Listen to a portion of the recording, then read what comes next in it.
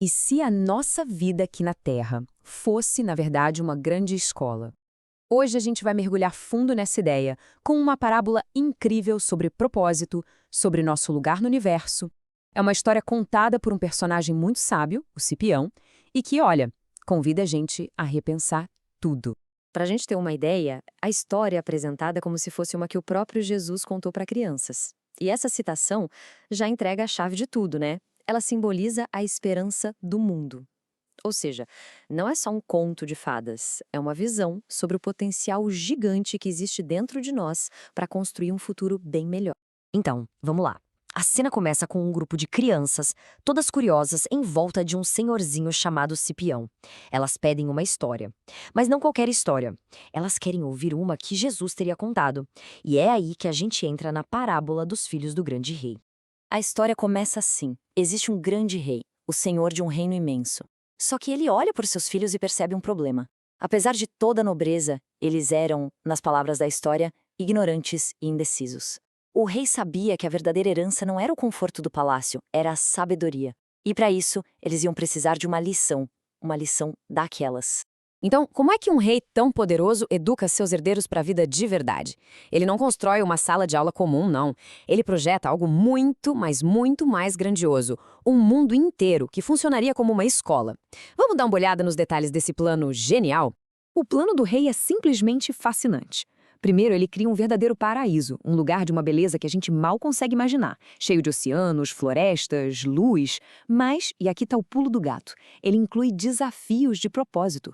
Os espinhos são colocados lá, entre as flores. As tempestades fazem parte do projeto. Nada é por acaso, sabe? Tudo faz parte do currículo para fortalecer os filhos.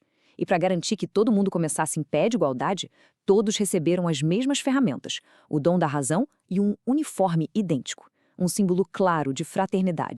Só que toda grande história precisa de um conflito, certo? E é aqui que ele começa. O tempo passa, os príncipes crescem e eles começam a esquecer. Esquecem o propósito da escola, esquecem por que estavam ali. E é aí que a jornada deles toma um rumo bem perigoso. E olha que interessante, o perigo não veio de fora. Os próprios príncipes deram vida a verdadeiros monstros internos, conselheiros terríveis como o orgulho, o egoísmo, a ambição. Eles começaram a sussurrar nos ouvidos dos príncipes, envenenando os corações e distorcendo completamente a realidade. O resultado disso foi devastador. O plano original do rei, que era todo baseado na fraternidade, foi completamente corrompido e virou guerra. O aprendizado deu lugar à destruição, a paz foi trocada pelo sofrimento. A gente consegue ver aqui o abismo trágico entre o que eles poderiam ter sido e o que de fato se tornaram. Vendo todo esse sofrimento dos filhos, qual é a reação do rei? Não é a raiva, não é a vingança, é a compaixão. Em vez de punir todo mundo ou destruir a escola, ele cria um novo plano. Um plano não de condenação, mas de resgate, para guiar seus filhos de volta para o caminho certo. Esse plano do rei tem duas partes bem definidas. Ele envia 2 juízes. O primeiro tem uma tarefa clara: despertar a consciência adormecida, ou seja, corrigir os erros, forçar uma reflexão. Já o segundo juiz tem outra missão: levar os príncipes de volta para a presença do pai, quando a jornada deles naquela escola chegar ao fim. E é exatamente nesse ponto que o Cipião revela o grande segredo da história toda. Ele explica que aquilo não era só um conto sobre príncipes distantes. Era, na verdade, uma metáfora poderosa sobre a nossa própria existência. Agora, vamos decodificar juntos esses símbolos. E aqui está a chave para a gente entender tudo. O grande rei é Deus. A magnífica escola é o nosso planeta Terra. E os príncipes? Bem, os príncipes somos todos nós, a humanidade. Aquele uniforme que todo mundo vestia é o nosso corpo físico. E os 2 juízes?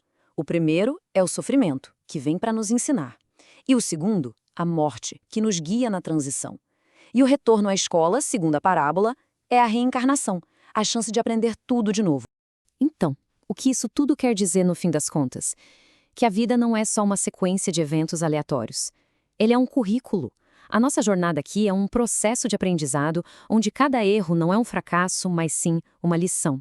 E o sofrimento dentro dessa visão não é um castigo, mas aquele professor mais severo, que nos força a olhar para dentro e corrigir a rota. É a chance de sermos guiados com cuidado de volta para a sabedoria e para o amor. Ok, então qual é a grande lição que a gente pode levar dessa história? O que essa parábola sobre o retorno à escola significa de verdade para nós, no nosso dia a dia? A história nos deixa com essa pergunta, que é fundamental para a gente refletir. Se a gente aceita essa ideia de que a vida na Terra é uma escola, então, qual seria a matéria mais importante no nosso currículo pessoal? O que, acima de tudo, a gente veio aqui para aprender? As palavras do Cipião fecham a história de um jeito perfeito. No fundo, todos nós somos esses príncipes, matriculados na grande escola da Terra, aprendendo a lidar com esses nossos uniformes temporários.